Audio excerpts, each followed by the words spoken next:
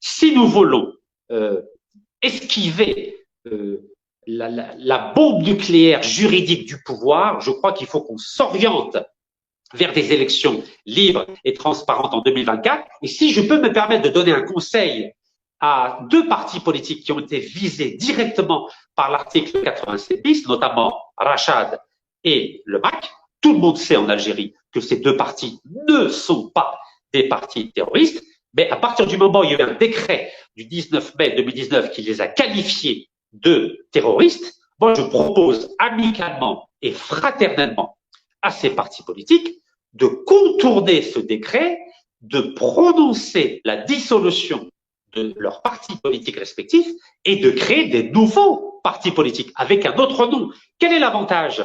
L'avantage, il est très clair. C'est que les militants de ces partis politiques, que ce soit le MAC ou Rachad, à partir du moment où ils vont militer pour un nouveau parti politique, ils ne seront plus attaqués sur la base du décret du 19 mai 2021. Et pourquoi je vous parle de cette astuce? Parce que nous avons un grand nationaliste algérien qui a été lui-même victime de l'arbitraire du régime colonial français, c'est Messal El Haj. Je vous rappelle que Messal El Haj avait créé donc l'étoile d'or africaine en 1927-1928. Elle a été interdite en 1936 en même temps que l'ensemble des ligues françaises. Et donc l'ENA a été interdite en 1936. Qu'est-ce qu'il a fait? Il a créé un nouveau parti politique en 1937. Comment s'appelle-t-il? Le PPA, le Parti du peuple algérien.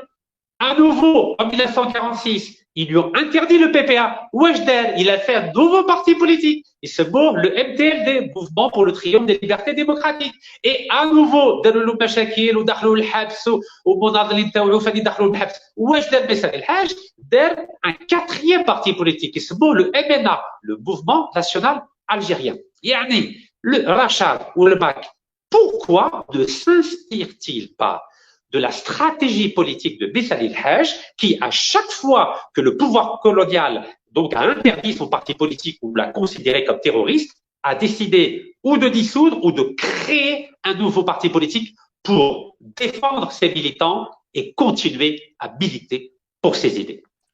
Merci, Sir Rachid Nekaz. Je pense que Sifthi Gharras voudrait réagir. Donc, on reste sur cette question-là et puis on passera.